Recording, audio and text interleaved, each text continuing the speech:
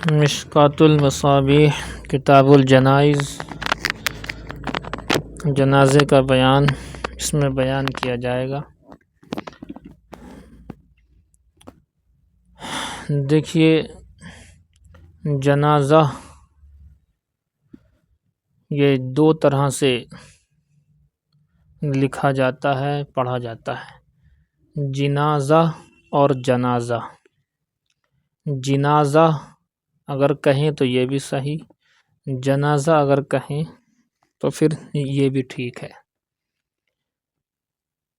اسی طریقے سے بعض حضرات نے یوں کہا ہے، جنازہ جیم کے زیر کے ساتھ، یہ تو اس تابوت کو، اس چارپائی کو بولتے ہیں جس پر مردے کو رکھ کر کے لے جاتے ہیں، اور جنازہ خود وہ جو میت ہے، مردہ ہے، اس کو بولتے ہیں۔ بعض نے اس کا الٹا کہا ہے کہ جنازہ اس چارپائی کو کہتے ہیں اور جنازہ اس میت کو کہتے ہیں جو چارپائی کے اندر ہے۔ آگے بیان آ جائیں گے۔ فی الحال چونکہ عام طور پر موت سے پہلے بیماری ہوا کرتی ہے، عام طور پر انسان بیمار ہوا، بیماری کے بعد اس کا انتقال ہوا، تو بیماری کے مسائل بیان کیے جا رہے ہیں، عیادت مریض جسے کہتے ہیں۔ دیکھیے، بسم اللہ الرحمن الرحیم، باب عیادت المریض و ثواب المرض۔ یہ باب ہے مریض کی عیادت کے بارے میں اور بیماری کے ثواب کے سلسلے میں۔ الفصل الاول، پہلی فصل۔ وعن ابی موسیٰ قال قال رسول اللہ صلی اللہ علیہ وآلہ وسلم، اللہ کے رسول صلی اللہ علیہ وآلہ وسلم نے ارشاد فرمایا، اطعم الجائع، جائع کہتے ہیں بھوکے کو، بھوکے کو کھانا کھلاؤ۔ وعود المریض، مریض کی عیادت کیا کرو۔ وفک العانیہ، عانیہ کہتے ہیں قیدی، کہ قیدی کو چھڑاؤ، جو دشمن نے قید کیا ہوا ہوتا ہے اس قیدی کو کہتے ہیں عانی، لہذا اس قیدی کو دشمن کی قید سے چھڑاؤ۔ رواہ البخاری۔ وعن ابی ہریرہ قال قال رسول اللہ صلی اللہ علیہ وسلم، حق المسلم علی المسلم خمس، مسلمان کا حق مسلمان پر 5 ہے۔ یہاں 5 والی بات آ رہی ہے، آگے 6 والی آئے گی، پھر 7 والی، پھر 10 والی، مختلف روایتیں دیکھیں آپ۔ ایک مسلمان کے حق دوسرے مسلمان پر 5 ہیں۔ نمبر 1، رد السلام، سلام کا جواب دینا چاہیے۔ وعیادت المریض، مریض کی عیادت کرنی چاہیے۔ واتباع الجنائز، جنازے کے ساتھ چلنا چاہیے۔ واجابۃ الدعوۃ، اور اس کی دعوت صحیحہ، شرعی دعوت، جو غیر شرعی ہو اس کی دعوت قبول نہیں کرنی چاہیے، شرعی دعوت قبول کی جائے۔ وتشمیت العاطس، اور چھینکنے والے کے جواب میں الحمدللہ کا نام یرحمک اللہ کہیں، چھینکنے پر الحمدللہ کہے تو اس کے جواب میں الحمدللہ کہیں۔ متفق علیہ۔ دیکھیں عنہ قال قال رسول اللہ صلی اللہ علیہ وسلم، حضرت ابو ہریرہ ہی سے روایت ہے، رضی اللہ تعالی عنہ ہی سے روایت ہے، اللہ کے رسول صلی اللہ علیہ وآلہ وسلم نے ارشاد فرمایا، حق المسلم علی المسلم 6، ایک مسلمان کے دوسرے مسلمان پر 6 حق ہیں۔ قیل، کہا گیا، ما ہن یا رسول اللہ، وہ حق کیا ہیں اللہ کے رسول؟ قال، حضور نے فرمایا، اذا لقیہ فسلم علیہ، نمبر 1، جب اس سے ملاقات کرے تو اس کو سلام کر لے۔ نمبر 2، واذا دعاک فاجب، جب وہ تمہیں بلائے تو اس کی دعوت کو قبول کرو۔ شرعی جو دعوتیں ہیں اسی کی بات چل رہی۔ واذا استنصحک فانصح لہ، جب تم سے وہ خیر خواہی مانگے، مدد مانگے، خیر خواہی مانگے تو اس کے ساتھ خیر خواہی کیا کرو۔ واذا عطس فحمد اللہ فشمتہ، اور جب وہ چھینک آئے اسے اور جو چھینک پر الحمدللہ کہہ لے تو اس کے جواب میں یرحمک اللہ کہو، لیڈیز کہے گی، لیڈیز کے لیے کہا جائے گا یرحمک اللہ۔ وَإِذَا مَرِضَ، اور جب بیمار ہو جائے تو فعودہ، اس کی عیادت کیا کرو۔ وَإِذَا مَاتَ، جب اس کا انتقال ہو جائے فاتبعہ، تو اس کے جنازے کے ساتھ چلو۔ یہ مردوں کے لیے ہے، جنازے کے ساتھ مرد حضرات ہی وہاں تک پہنچتے ہیں، مستورات کا مسئلہ نہیں۔ وعن البراء بن عازب، فرماتے حضرت براء بن عازب سے روایت ہے، قال امرنا النبی صلی اللہ علیہ وسلم، کہ اللہ کے حبیب صلی اللہ علیہ وآلہ وسلم نے ہمیں حکم فرمایا، ب7، 7 چیزوں کا، 7 چیزیں کرنے کا حکم فرمایا۔ ونہانا عن 7، اور 7 چیزوں سے منع فرمایا۔ امرنا، اب 7 چیزیں جو کرنے کے لیے ہیں وہ دیکھ لیجیے آپ کیا کیا ہو سکتی ہیں وہ۔ امرنا بعیادت المریض، مریض کی عیادت کا اللہ کے رسول صلی اللہ علیہ وسلم نے ہمیں حکم فرمایا، واتباع جنازے کے پیچھے چلنے کے بارے میں حکم فرمایا، وتشمیت العاطس، چھینکنے والے کے جواب رحمک اللہ کہنے کا حکم فرمایا، ورد السلام، سلام کا جواب دینے کے بارے میں فرمایا، واجابت الداعی، اور شرعی دعوت کرنے والے کی شرعی دعوت کو قبول کرنے کے بارے میں فرمایا، وابرار المقسم، اور قسم کھانے والے کی قسم کو پورا کرنے کے بارے میں ہیلپ کرنے کے لیے فرمایا۔ اگر قسم پورا کرنے میں آپ کی ہیلپ لگتی ہے تو اس کے لیے اس کی امداد کی جائے۔ وَنَصْرِ الْمَظْلُومِ، اور مظلوم کی مدد کرنے کے بارے میں حکم فرمایا۔ 7 چیزیں ہو گئیں۔ وَنَهَانَا عَنْ خَاتَمِ الذَّهَبِ، اور 7 چیزوں سے جو منع فرمایا ان میں سے دیکھیں کیا کیا ہے۔ عن خاتم الذهب، سونے کی انگوٹھی پہننے سے منع فرمایا۔ وعن الحرير، ریشم کے کپڑے سے، یہ حریر جو ہے ریشم کو کہتے ہیں، آپ نے پڑھا ہے کئی مرتبہ۔ والاستبرق، یہ بھی ایک طرح کا ریشم ہی ہوتا ہے۔ والاستبرق، اطلس کے کپڑے بولتے ہیں انہیں۔ تو لفظ حریر ریشم کے کپڑے پہننے سے منع فرمایا، اور استبرق اطلس کے ریشم ملے ہوئے ہوتے ہیں کپڑے، وہ اس کے پہننے سے منع فرمایا۔ والدیباج، یہ بھی دیباج بھی ایک طرح کا ریشم ہی ہے، دیباج کے کپڑے پہننے سے منع فرمایا۔ والمیسرہ، یہ کیا چیز ہے؟ یہ بھی جو ہے سرخ زین پوش استعمال کرنے سے، سرخ زین پوش، میسرۃ الحمراء، پورا یہاں تک ہے۔ سرخ زین پوش، وہ جو گھوڑے وغیرہ کے اوپر رکھتے ہیں بیٹھنے کے لیے، تو وہ سرخ زین پوش نہیں ہونا چاہیے، سرخ نہیں ہونا چاہیے، بلکہ اس کو سرخ زین پوش بھی کہتے ہیں، سرخ زمین پوش بھی کہتے ہیں۔ بیٹھنے کی جگہ پر وہ سرخ ہو تو اس سے منع فرمایا۔ والقسی، یہ قسی بھی ایک طرح کا جو ہے کچھ کپڑا ہے، تو قسی کے کپڑے پہننے سے منع فرمایا۔ وآنیۃ الفضہ، اور سونے کے برتن سے منع فرمایا۔ وفی روایت وعن الشرب، کے سونے کے چاندی کے برتن سے منع فرمایا۔ اور ایک روایت میں ہے کہ چاندی کے برتن میں، وعن الشرب فی الفضہ، چاندی کے برتن میں پینے سے منع فرمایا۔ فإنہ من شرب فیہا فی الدنیا، جس شخص نے چاندی کے برتن میں پیا دنیا کے اندر، لم یشرب فیہا فی الآخرہ، تو وہ آخرت میں چاندی کے برتن میں نہیں پیے گا۔ متفق علیہ، یہ ہے۔ وعن ثوبان قال قال رسول اللہ صلی اللہ علیہ وسلم، اللہ کے رسول صلی اللہ علیہ وآلہ وسلم نے ارشاد فرمایا، ان المسلم اذا عاد اخاہ المسلم، جب اپنے بھائی مسلمان کی عیادت کرنے کے لیے جاتا ہے، لم یزل فی خرفۃ الجنہ حتی یرجع، تو وہ برابر جنت کے خرفہ میں ہوتا ہے۔ وہ خرفہ میوہ خوری، میوے میں، جنت کے میووں کے اندر وہ ہوتا ہے، حتی یرجع، یہاں تک کہ لوٹ آئے۔ رواہ مسلم، امام مسلم نے اس کو روایت کیا ہے۔ بس دیکھیے ہدایہ کا دیکھیں، اب آپ یہ مکمل کرنا ہے، باب مکمل کیجیے ہدایہ کا باب، یہ اس کے بعد سوچتے ہیں کیا کرنا ہے۔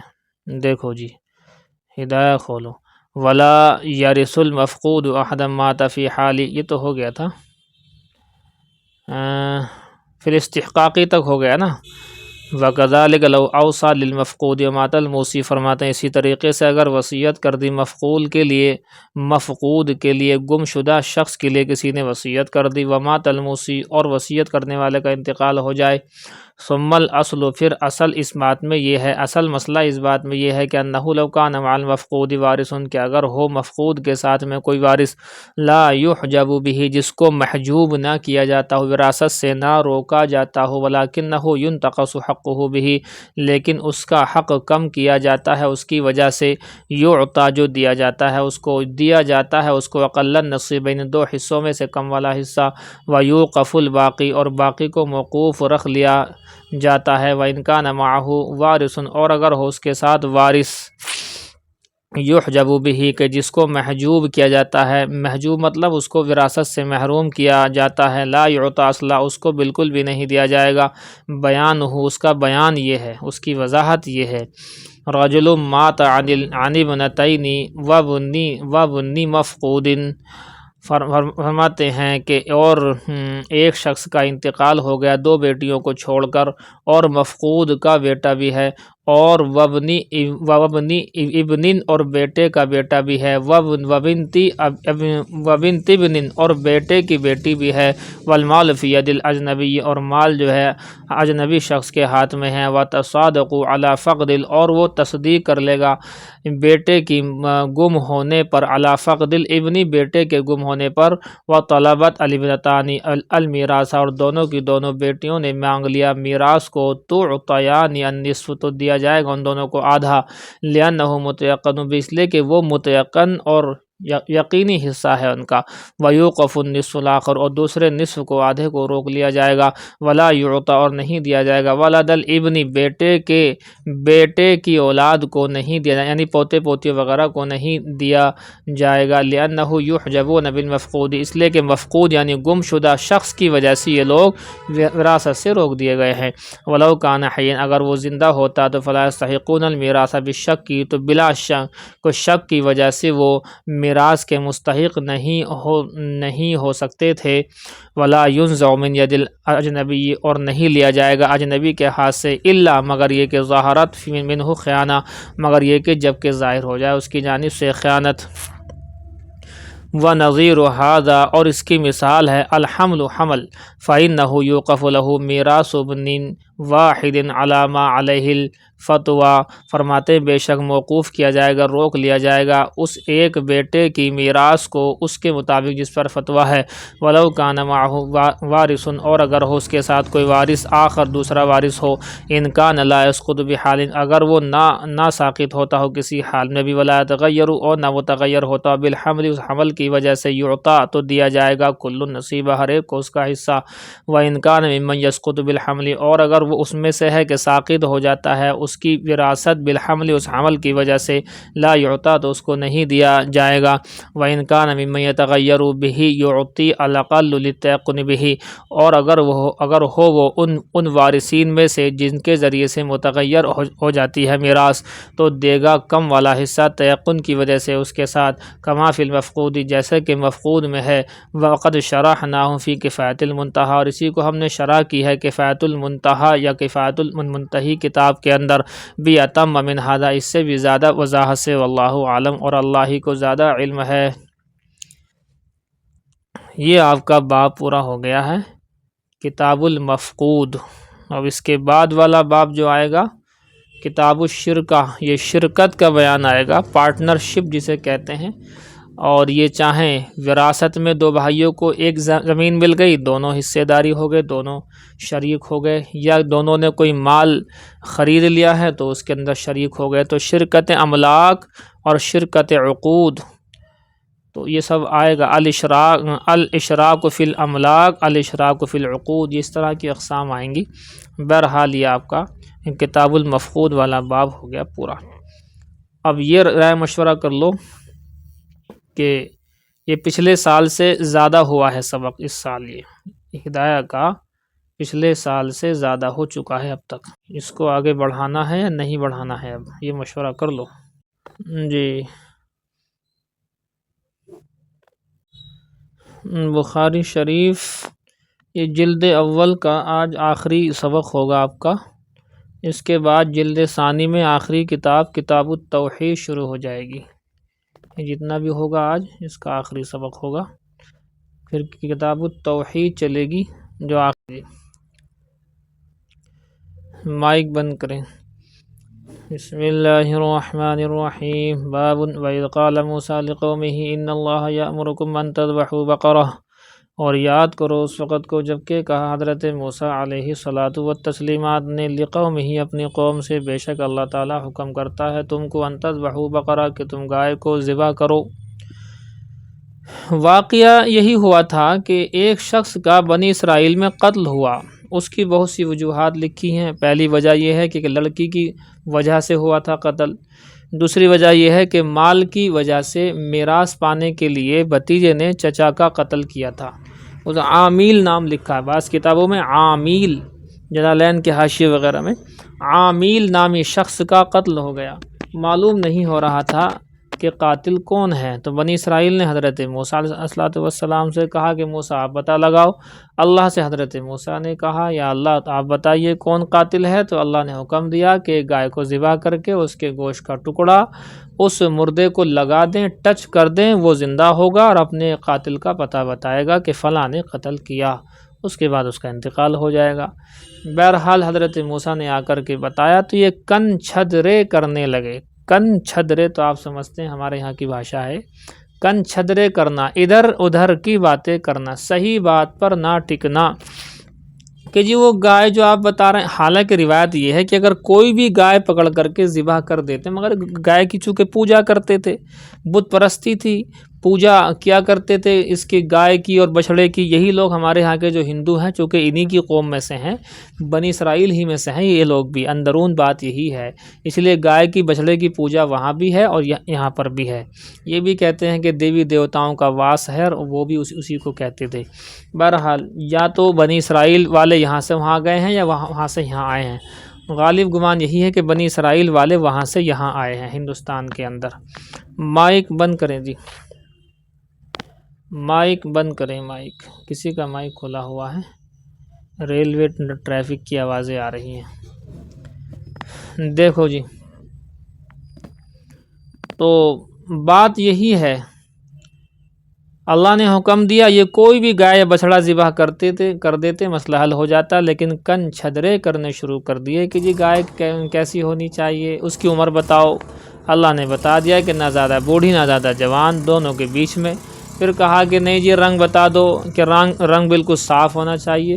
دو روایتیں ہیں، دو باتیں ہیں اس کے اندر، یہ تو کالا رنگ ہو بنا کسی دھبے کا، ایک یہ کہ گولڈن کلر ہو، دونوں باتیں ہیں۔ تو یہ بات کہہ دی، اس کے بعد اور بھی بہانے بازی کی، بہرحال گھوم پھر کر کے پھر پوچھا یہ ہماری سمجھ میں نہیں آ رہی ہے، آپ بتا دو۔ پھر اللہ کی طرف سے حکم آیا کہ گائے ہو، درمیانی عمر کی ہو اور اس کا رنگ بڑا صاف ہو، دھبا تک نہ ہو، اور ایسی گائے ہو کہ جس کو کھیتی کے اندر زمین جوتنے میں استعمال نہ کیا گیا ہو، کھیتی کو پانی دینے میں استعمال نہ کیا گیا ہو، بالکل صاف شفاف بڑھیا سے بڑھیا ہو۔ تب کہنے لگے اچھا چلیے اب آپ نے صحیح بتایا ہے، چاہ نہیں رہے تھے لیکن بہرحال ذبح کرنا پڑا، ذبح کیا گیا، اس کو پھر اس مقتول کے اس کو ٹچ کیا گیا، جو مرا ہوا تھا وہ زندہ ہوا، زندہ ہو کر کے اس نے باقاعدہ طور پر جو ہے نام بول دیا کہ فلاں فلاں بھتیجے نے وراثت کے لیے کہ مجھے قتل کیا ہے، اور دوسری قول وہی ہے کہ فلاں لڑکی کی وجہ سے، نکاح کی وجہ سے مجھے فلاں فلاں نے قتل کیا ہے۔ یہ سب باتیں سامنے آ گئی۔ ایک منٹ، ایک کال تو رہ گئی۔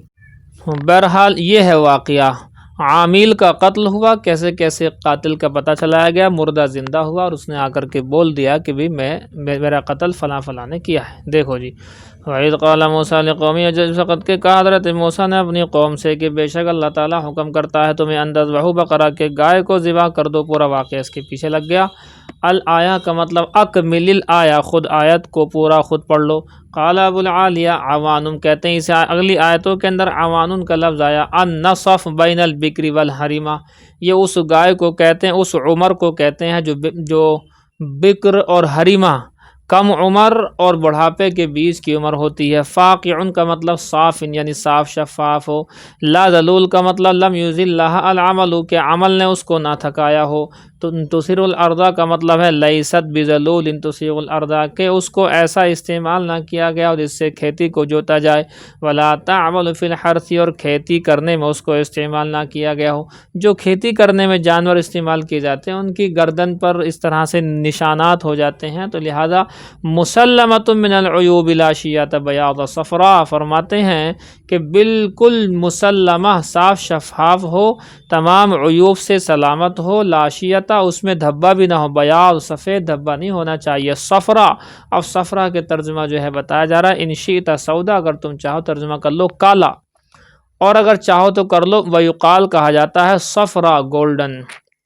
کا قول ہی، جیسا کہ اب کہتے ہیں ہم نے صفرا کا ترجمہ کالا کہاں سے کیا، جمالاتن صفر، جمالاتن صفر، کہ جیسا کہ اللہ نے فرمایا کہ یہ جو ہے جمالاتن صفر کا ترجمہ ہے کالے کالے اونٹ۔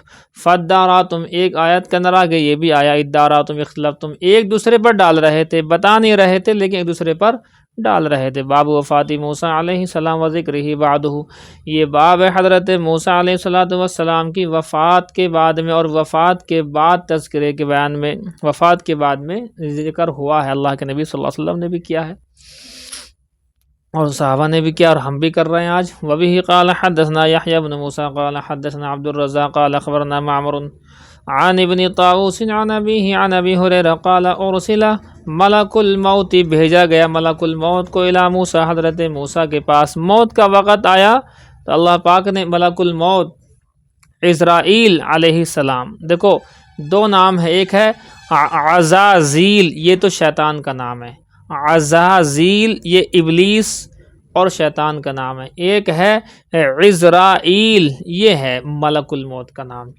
کہتے ہیں ملک الموت کو بھیجا حضرت موسیٰ کے پاس، اب یہ آ گئے، فلما جاہو، جب آئے، آ کر کے بیچارے کھڑے ہوئے کہ حضرت آپ کا وقت آ گیا، چلیں، موسٹ ویلکم۔ سکہو، اتنی زور سے تھپڑ مارا حضرت موسیٰ نے حضرت عزرائیل کے، ملک الموت کے تھپڑ مار دیا، اور جو ہے نشان پڑ گیا۔ بہت سی روایتوں میں ہے کہ آنکھ ان کی پھوٹ گئی، بہت سی روایت ہے کہ آنکھ باہر آ گئی۔ ان کا تھپڑ گھونسا بہت تیز لگتا تھا۔ آپ کو یاد ہوگا حضرت موسیٰ کا جو پیچھے واقعہ بتایا تھا ہم نے، بنی اسرائیل کے اندر جو ایک بنی اسرائیلی اور ایک قبطی جو مطلب فرعون کے علاقے کا تھا، فرعون کی قوم کا، دونوں آپس میں لڑ رہے تھے، لڑتے ہوئے حضرت موسیٰ کا مکہ لگ گیا تھا قبطی کے، تو وہ مر گیا تھا۔ فَوَقَذَهُ مُوسَىٰ فَقَضَ عَلَيْهِ، حضرت موسیٰ نے اس کو جو مکہ مارا تو وہ مر گیا، یعنی نہ چاہتے ہوئے مر گیا، تو ان میں جان بہت تھی۔ تو حضرت موسیٰ نے سکہو، ایک تھپڑ جڑ دیا، فرجع الی ربہ، تو ملک الموت اسی حالت میں اپنے رب کے پاس چلی گئی۔ ملک الموت واپس، یا اللہ ایسے ایسے مار رہا ہے۔ فقال، فرمایا، اب جا کر کے حضرت ملک الموت کہنے لگے، ارسلتنی الی عبد لا یرید الموت، آپ نے مجھے ایسے بندے کے پاس بھیجا جو کہ مرنا نہیں چاہتا۔ قال، اللہ نے فرمایا، ارجع الیہ، کہ جاؤ، واپس جاؤ موسیٰ کے پاس، واپس جاؤ۔ فقل لہ، اور جا کر کے میرے موسیٰ سے کہہ دینا، یضع یدہ علی متن ثور، کہ وہ بیل کے پشت پر ہاتھ رکھ دے میں، فلہ، اور ان کے لیے اتنی عمر لکھ دی جائے گی، بما غطی یدہ بکل شعرۃ سنہ، ہر بال کے بدلے میں 1 سال کی عمر لکھ دی جائے گی۔ ان سے کہہ دو کہ جتنی عمر چاہتے ہیں اتنے بالوں پر ہاتھ رکھ دیں، جتنے بال نیچے ہوں گے اتنے سال کی عمر ان کی بڑھا دی جائے گی، 1 بال کے بدلے 1 سال۔ قال، اس کے بعد اللہ سے پوچھا، اے رب، یا ثم ماذا، اے میرے رب پھر کیا ہوگا، جب وہ ختم ہو جائے گی بال والی عمر پھر کیا ہوگا؟ قال ثم الموت، کہ پھر بھی موت ہی آنی ہے۔ قال، حضرت موسیٰ کہنے لگے، فالآن، پھر تو ابھی میری روح قبض کر لو، جب مرنا بعد میں بھی ہے۔ قال، فرماتے ہیں، فسأل اللہ عز وجل ان یدنیہ من الارض المقدس رمیۃ بحجر، فرمایا اللہ تعالیٰ سے سوال کیا حضرت موسیٰ نے کہ وہ قریب کر دیں ارض مقدس، بیت المقدس کے پاس کر دیں، ایک پتھر کے پھینکنے کی دوری کے برابر، جتنی دور سے ایک پتھر کو انسان پھینک سکتا ہے اتنی دور بیت المقدس کے پاس میں مجھے آپ رکھ دیجئے کہیں پر۔ قال ابو ہریرہ، حضرت ابو ہریرہ فرماتے ہیں، فقال رسول اللہ صلی اللہ علیہ وسلم، اللہ کے رسول صلی اللہ علیہ وآلہ وسلم نے ارشاد فرمایا، فلو کنت ثم، پس اگر وہاں میں ہوتا، لا ارایتکم قبرہ الی جانب الطریق، تو میں تم کو دکھا دیتا ان کی قبر راستے کے برابر میں ہے، تحت کثیب الاحمر، سرخ ٹیلے کے نیچے ہے۔ قال وانا معمر، کہتے ہیں عن حمام قال حدثنا ابو هريرة عن النبي صلى الله عليه وسلم مثله، وبه قال حدثنا ابو اليمان قال اخبرنا شعيب عن الزهري قال اخبرني ابو سلمة بن عبد الرحمن وسعيد بن المسيب ان ابا هريرة قال استبر رجل من المسلمين ورجل من اليهودي، دو لوگوں میں گالی گلوچ یا جھگڑا ہو گیا، ایک مسلمان تھا ایک یہودی تھا، دونوں آپس میں گتھم گتھا ہو گئی۔ فقال المسلم، فرماتے ہیں مسلمان نے کہا، والذی اصطفى محمدا علی العالمین، اللہ فرماتے ہیں قسم اس ذات کی جس نے محمد صلی اللہ علیہ وسلم کو منتخب کیا، پسند کیا تمام عالموں سے اوپر، تمام عالموں کے لوگوں پر، فی قسم یقسم بھی، اپنی قسم کے اندر وہ اس طرح سے نام لے رہے تھے۔ فقال الیہود، یہودی نے قسم کھائی، والذی اصطفی موسیٰ علی العالمین، کے قسم اس ذات کی جس نے حضرت موسیٰ کو برتری دی، منتخب کیا تمام جہانوں پر۔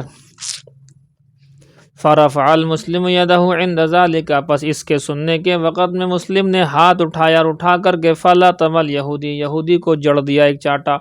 فذهب الیہودی الی النبی صلی اللہ علیہ وسلم، یہودی حضور صلی اللہ علیہ وسلم کے پاس گیا۔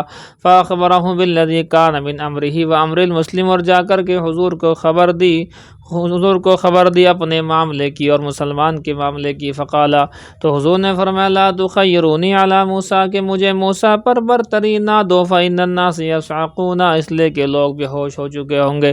فاکون اول من یفیق، سب سے پہلے میدان محشر کی بات چل رہی ہے، سب سے پہلے میں ہوش میں آؤں گا تو میں دیکھوں گا کہ فَإِذَا تو اچانک میں دیکھوں گا موسیٰ باتشم بجانب العرش، حضرت موسیٰ پکڑے ہوئے ہیں عرش کے پائے کو۔ فلا ادری، پس مجھے نہیں معلوم، اکان ممن صعقا، کہ وہ تھے وہ ان لوگوں میں سے جو بے ہوش ہوئے تھے، کیا وہ بے ہوش والوں میں سے تھے؟ فافاق قبلی، اور وہ مجھ سے پہلے بیدار ہو چکے ہیں، کیا وہ بے ہوش ہونے کے بعد مجھ سے پہلے بیدار ہوئے ہیں؟ او کان ممن استثنى اللہ عز وجل، او کان ممن استثنى اللہ عز وجل، یا ان لوگوں میں سے تھے کہ جن کو اللہ پاک نے اس بے ہوشی سے مستثنی رکھا تھا۔ وبه قال حدثنا عبد العزيز بن عبد الله قال حدثنا ابراهيم وسعد عن شهاب عن حميد بن عبد الرحمن ان ابا هريره قال قال رسول الله صلی اللہ علیہ وسلم احتج آدم و موسیٰ فقال له موسیٰ، کہ حضرت آدم علیہ السلام اور حضرت موسیٰ میں جو ہے مناظرہ ہوا۔ اب کیسے ہو جائے گا مناظرہ؟ سوچیں، حضرت آدم کا زمانہ سب سے پہلے انسان، حضرت موسیٰ کا زمانہ ان سے کئی ہزار سال کے بعد میں، تو کیسے مناظرہ ہو رہا ہے جی؟ عالم ارواح میں، انتقال کے بعد عالم ارواح میں ہوا۔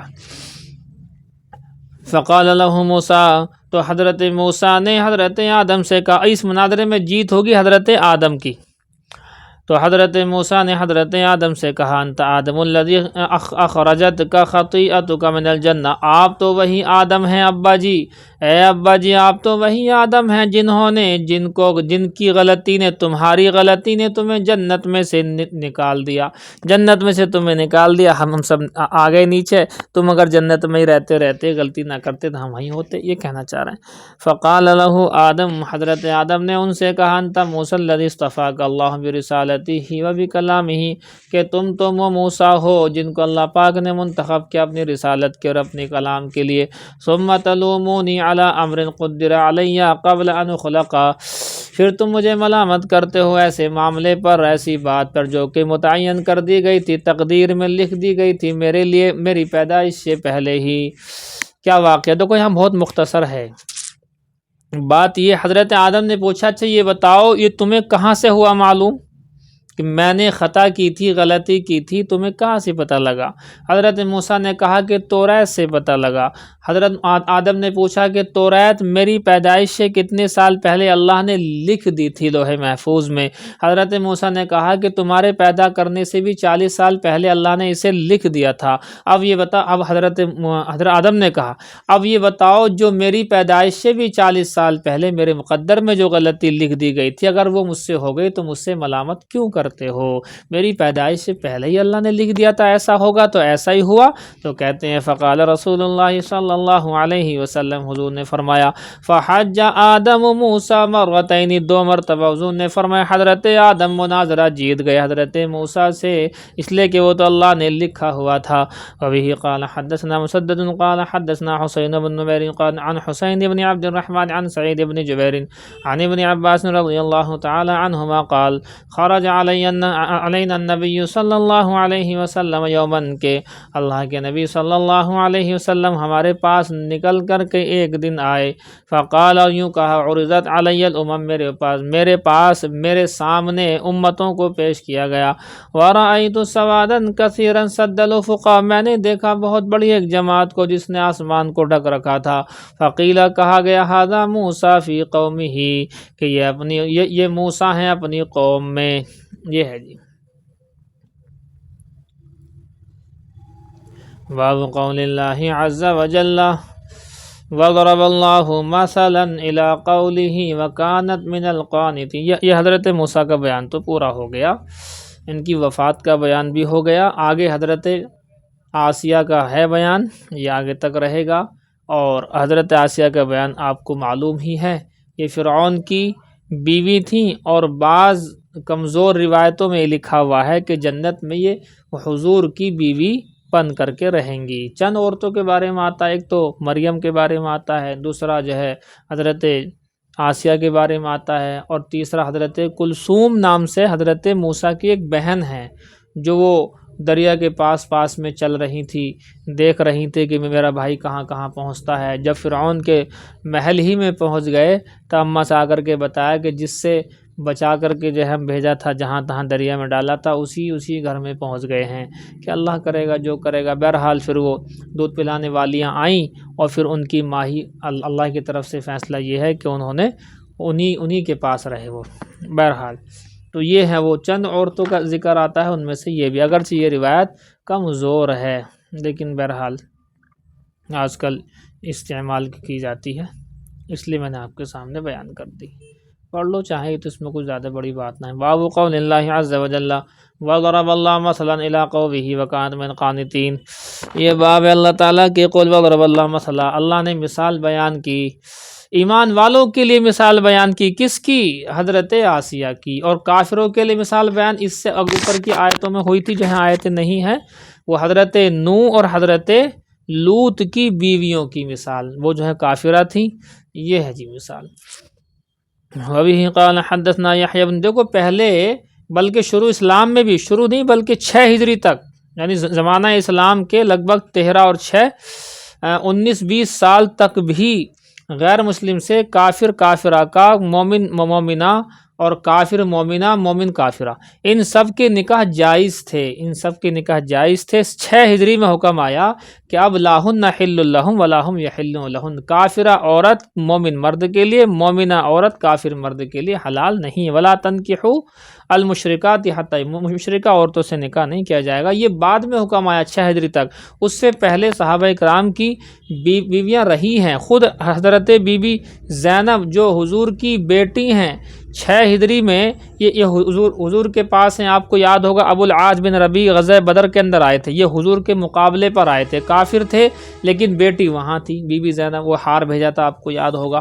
تو کافر سے نکاح جائز تھا شروع اسلام میں بھی، بہت بعد تک بھی رہا، 6 ہجری کے بعد نہیں رہا، یعنی آپ صلی اللہ علیہ وسلم کے وفات سے 4-5 سال پہلے ہی اس پر رکاوٹ ہوئی ہے، اللہ نے کلام پاک میں آیت نازل فرمائی ہے۔ کبھی آپ سمجھے بھئی یہ تو ایمان والی تھیں، وہ کافر ہے، تو ایسے کیسے بات بنے گی؟ ایسے بہت ملیں گے آپ کو، جیسے کہ حضرت نوح کی بیوی وہ کافرہ ہیں اور وہ ایمان والے، وہ سب سے بڑے ایمان والے کہلائیں گے۔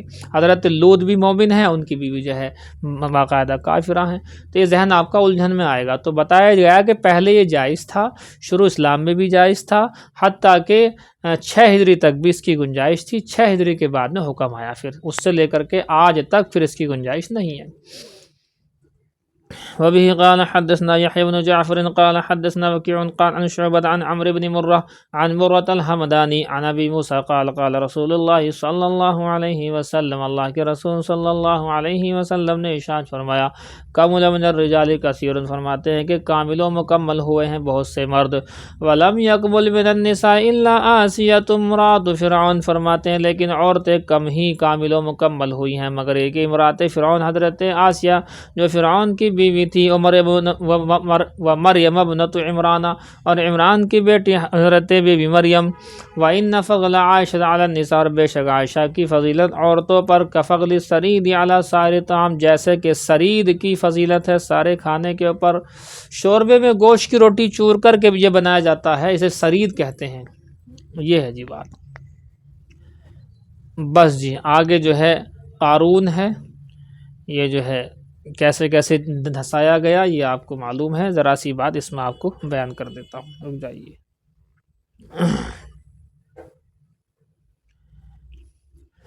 یہ قارون جو تھا، وعلیکم السلام، قارون جو تھا یہ حضرت موسیٰ کا چچیرا بھائی ہے، برادری ہی کا تھا، لیکن مال کی وجہ سے دماغ خراب ہو گیا۔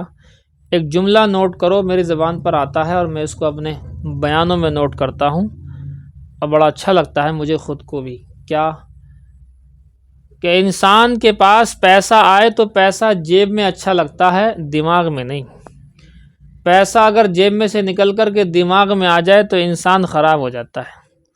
تو کیا کہیں گے، پیسہ جیب میں، جیب کا ہو پرس کا ہو بات ایک ہی ہے، جیب خالی مثال کے لیے کہہ رہا ہوں، کسی کا پرس ہے، کسی کا پاکٹ ہے، کسی کی دراز ہے، کسی کے گھر میں جو ہے کوئی رکھنے کی جگہ ہے، وہ سب مراد ہیں۔ وہ پیسہ جیب میں اچھا لگتا ہے، دماغ میں نہیں۔ دماغ میں پیسہ آیا انسان خراب، بیکار۔ ایسے ہی یہ جو قارون نامی شخص ہے، حضرت برادری ہی کا ہے، چچیرا ہے، اور اس نے، اس کے پاس پیسہ آ گیا، خزانہ بہت تھا، اتنا زیادہ خزانہ تھا جس کی کوئی انتہا نہیں۔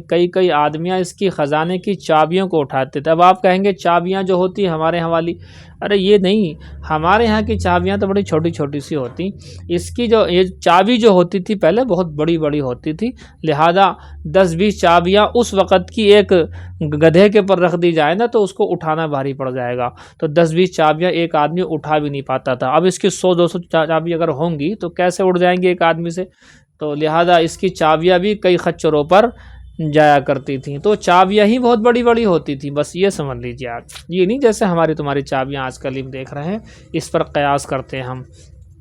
تو بہرحال ایک بات بڑی مشہور چلی آ رہی ہے جو کہ غلط ہے، کہ ریت آپ نے دیکھا ہوگا، ریت کو ہاتھ میں لے کے دھوپ کی طرف کریں گے تو ریت میں کچھ چمکتا ہے، سونے کی طرح سے کچھ چمک ہے، تو کچھ لوگ یوں کہتے ہیں کہ صاحب یہی چمک جو ہے قارون کا یہ خزانہ ہے جو دبایا گیا تھا، یہ زمین کے اندر چاروں طرف پھیلا دیا گیا، یہ قارون کا جو ہے مطلب خزانہ ہے۔ یہ بات ویسے ہی ہے، میڈ ان انڈیا ہے، اس کا کوئی اعتبار نہیں ہے، سمجھ گئے جی، بات بنی بنائی بات ہے، اس طرح کی باتوں کا کوئی اعتبار نہیں ہے۔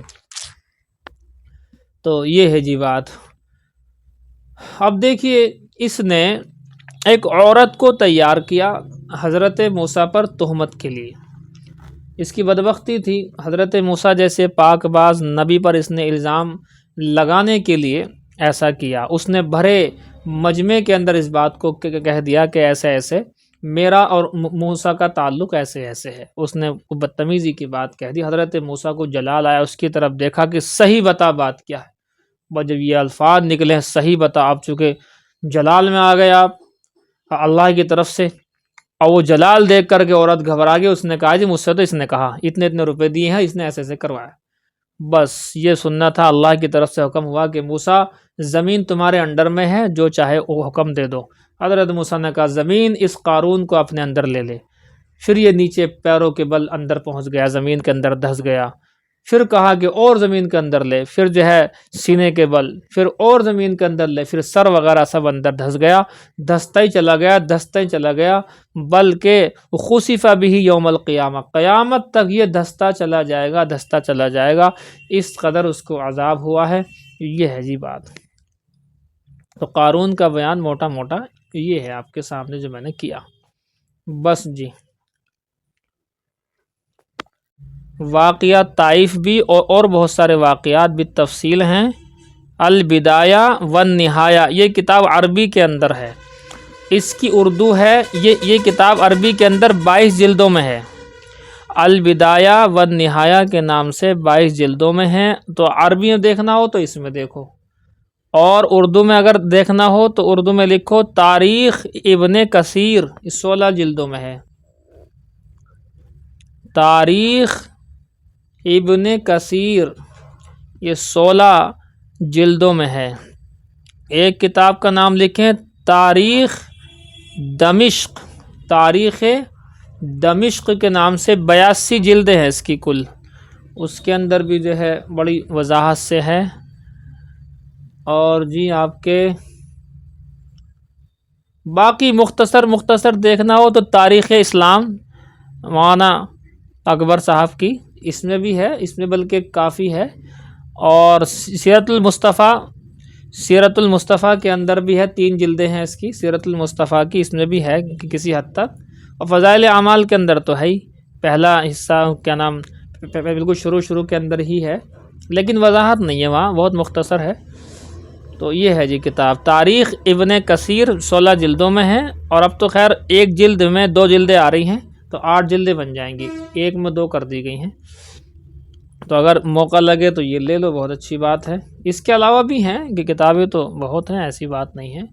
تاریخ ابن عساکر ہے، یہ بھی تقریباً ہوں گی 20-22 جلدیں، شاید زیادہ دکھیں۔ تاریخ دمشق ہے، اس طرح کی تاریخ مدینہ ہے، تاریخ طبری ہے، سمجھے جی، ان سب میں ہے یہ۔ اور آپ کے جی تاریخ لکھو، سیرت کی کتاب ہے رحیق المختوم، الرحیق المختوم کے نام سے، یہ بھی اردو میں ہے، الرحیق المختوم میں بھی یہ واقعہ ہے۔ سیرت کی ہر کتاب میں ہے، لیکن جو بڑی بڑی کتابوں کے نام لکھوائے آپ، شاید آپ نے یہ نام بھی نہ سنے ابھی تک، جن ناموں کے میں نے لکھوائے ہیں آپ کو، ان میں ہوتے ہیں وضاحت کے ساتھ بہت۔ دیکھیے، ایک ہوتا ہے اہل قرآن، ایک ہوتے ہیں اہل حدیث، ایک ہوتے ہیں اہل سنت والجماعت، ہم وہی ہیں اہل سنت والجماعت۔ دیکھیے، جو صرف یوں کہے کہ قرآن کو مانو، اس کے علاوہ نہ حدیث کی ضرورت ہے نہ کس چیز کی ضرورت ہے، وہ تو کہلاتے ہیں اہل قرآن۔ حالانکہ وہ ہر جگہ مار کھاتے ہیں، ہر جگہ مار کیوں کھاتے ہیں؟ ہم ان سے کہتے ہیں واقیم الصلاۃ، نماز قائم کرو۔ اب بتاؤ نماز کس طرح سے قائم کریں؟ کلام پاک میں نہ اس کی رکعات ہیں، نہ اس کی تعداد ہیں، نہ اس کے مسائل ہیں، بتاؤ کیسے ہوگا بغیر مطلب حدیث کے؟ تو بہرحال وہ مطلب ایک دم سے جو ہے وہ ہو جاتے ہیں۔ ہمارے علاقے میں نگینہ میں، ادھر ہمارے نہیں، نگینہ علاقے میں یہ اہل قرآن کے نام سے ہو گئے تھے، پیچھے بھی مار پٹائی بھی ہوئی ان کی۔ تو بہرحال اہل قرآن جو کہتے ہیں صرف کلام پاک کو مانو۔ دوسرے نمبر پہ آتے ہیں اہل حدیث، وہ یوں کہتے ہیں کہ صرف کلام پاک اور حدیث کو مانو، قرآن اور حدیث کو مانو۔ یہ ہو گئے جی۔ اب قرآن اور حدیث میں بھی بہت سارے مسئلے مسائل ہیں ہی نہیں، تو اب ہمارے ہاں کیا کہتے ہیں؟ قرآن، حدیث، اجماع، قیاس، یہ ہے ہمارا۔ قرآن، حدیث، اجماع، قیاس، آپ نے 4 چیزیں پڑھی ہیں شاشی کے اندر، اصول الشاشی کے اندر آپ نے پڑھی ہیں یہ چاروں۔ تو کتاب اللہ، ایک ہے سنت رسول اللہ، ہے نا، کتاب اللہ، سنت رسول اللہ، اجماع امت اور قیاس، ان چاروں کو ماننے والے اہل سنت والجماعت کہلاتے ہیں، جو کہ ہم ہیں۔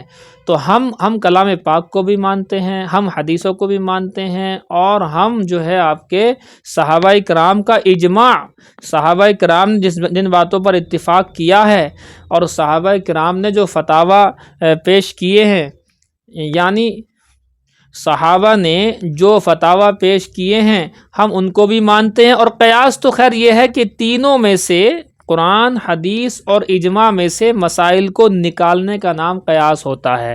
تو ان چاروں کو ہم مانتے ہیں، تو ہم ظاہر سی بات ہے پرفیکشن میں ہیں، پرفیکٹ ہیں، کمپلیٹ ہیں۔ اگر قرآن کو کہو گے خالی تو بھی کمپلیٹ نہیں ہو سکتے، اگر آپ قرآن اور حدیث کو کہیں، صحابہ کو آپ چھوڑ دیں، تب بھی آپ کمپلیٹ نہیں ہو سکتے۔ تو ہم کمپلیٹ ہیں، یہ ہے جی بات، موٹا موٹا جواب تو یہ ہے۔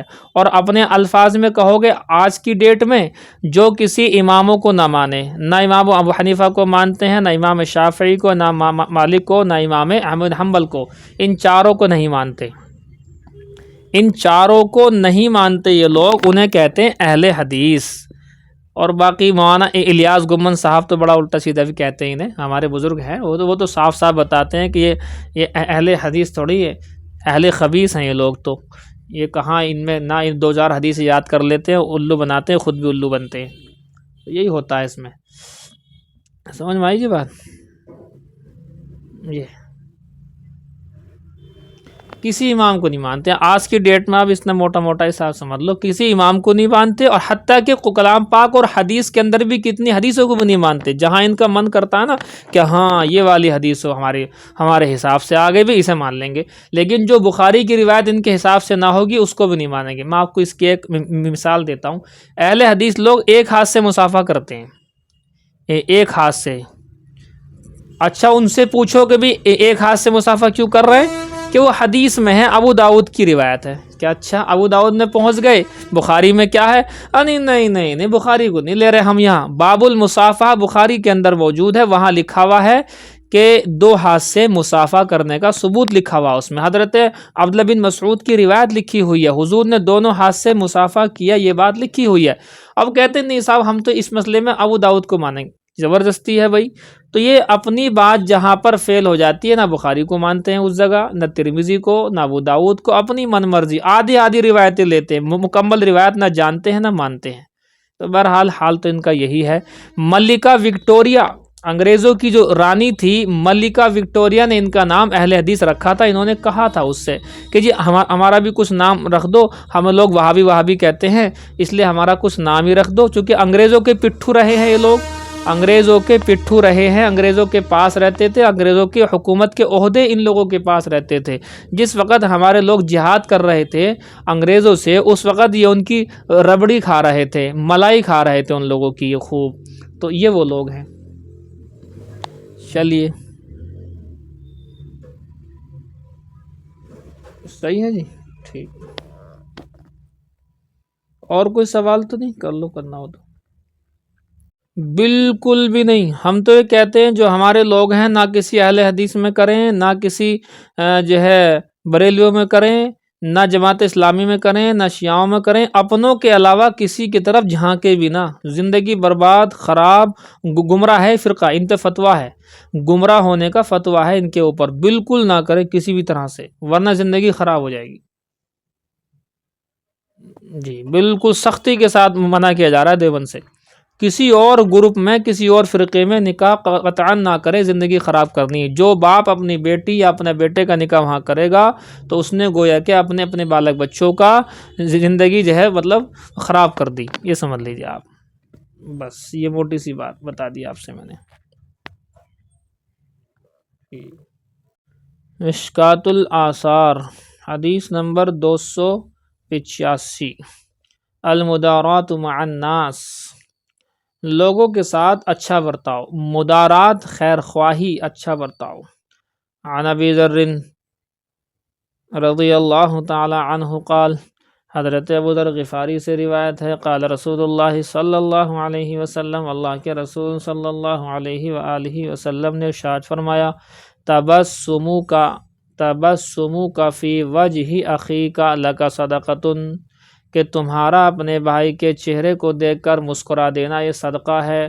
لیکن کوئی لڑکی کسی لڑکے کو دیکھ کر کے اس طرح سے مسکرائے, یہ بلکہ صدقہ نہیں, ان ناجائز اور حرام ہوتا ہے. کوئی لڑکی کسی غیر محرم لڑکے کو دیکھ کر کے مسکرائے, یہ ناجائز اور حرام ہے. یہاں بھائی کا لفظ لکھا نا, بھائی کے چہرے کو دیکھ کر, تو سگے بھائی کو دیکھا اس کو مسکرائے کوئی دقت نہیں, باپ کو دیکھ کے مسکرائیں کوئی دقت نہیں ہے, بہن کو دیکھ کے مسکرائیں کوئی دقت والی بات نہیں ہے, بیوی کو دیکھ کر کے مسکرائیں تو بہت بڑا ثواب ملتا ہے. تو یہ ساری چیزیں تو بڑھیا ہیں, لیکن غیر محرم کو دیکھ کر کے اس حدیث پر عمل کرنے کی بجائے اگر کسی نے عمل کر لیا تو گناہ ہو جائے گا. غیر محرم کو دیکھ کر, اس کو دیکھ کر مسکرا نہیں سکتے. یہ ہے جی بات, اس سے فتنہ پھیلتا ہے. وَأَمْرُكَ بِالْمَعْرُوفِ, دیکھو ہر حدیث پر عمل کی ایک شکل ہوتی, یہ نہیں کہ جیسا پڑھ لیا فوراً عمل کرنا شروع کر دیا, اس طرح سے نہیں ہوا کرتا. بلکہ ہم تو یہ کہتے ہیں غیر محرم کے سامنے بڑے سخت رہو, بہت سخت. جی یعنی ہنسنا مسکرانا تو بہت دور کی بات ہے, اتنا اگنور جسے کہتے ہیں کہ صاحب کہ ہم نہ دیکھ رہے ہیں, نہ ہماری نگاہ ہے, نہ ہمارے کوئی انٹینشن ہے ادھر, بالکل اس انداز میں رہنا چاہیے. یہ ہے جی. وَأَمْرُكَ بِالْمَعْرُوفِ, اور تیرا اچھائی کا حکم کرنا, وَنَهْيُكَ عَنِ الْمُنْكَرِ, اور تیرا برائی سے روکنا. یہ ہم جو پڑھنا پڑھانا کر رہے ہیں یہ بھی امر بالمعروف اور نہی عن المنکر کا بہترین شعبہ ہے. آج کل ہمارے جماعت کے لوگ یوں کہتے ہیں صاحب ہم ہی بس یہ کام کر رہے ہیں، یہ بالکل غلط ہے۔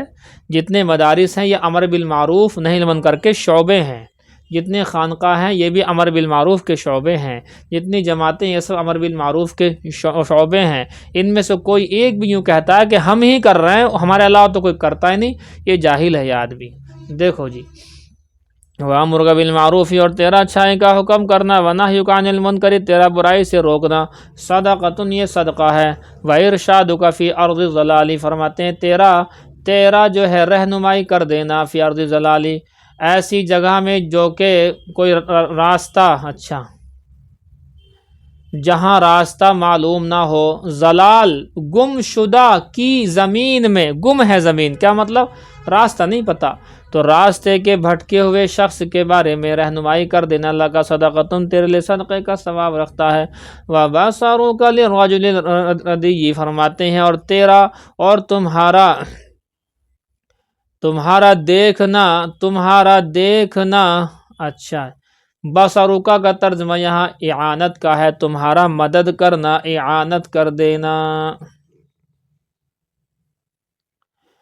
تو تمہارا مدد کر دینا، اعانت کر دینا، للرجل الردی البصری کمزور نگاہ والے کی ہیلپ کوئی انسان اگر کر رہا ہے، لگا صدقۃ تو تیرے لیے صدقہ ہے، وَإِمَاطَتُكَ الْحَجَرَ اور فرماتے ہیں کہ تمہارا راستے سے پتھر کا ہٹا دینا، وَالشَّوْكَ اور کانٹے کا ہٹا دینا، وَالْعَظْمَ اور ہڈی، وَالْعَظَمَ یہ عظم پڑھنا عظا زوئے پر زبر، وَالْعَظَمَ اور ہڈی کا ہٹا دینا، عن طریقی راستے سے، لَكَ صدقۃ یہ صدقے کا ثواب ہے۔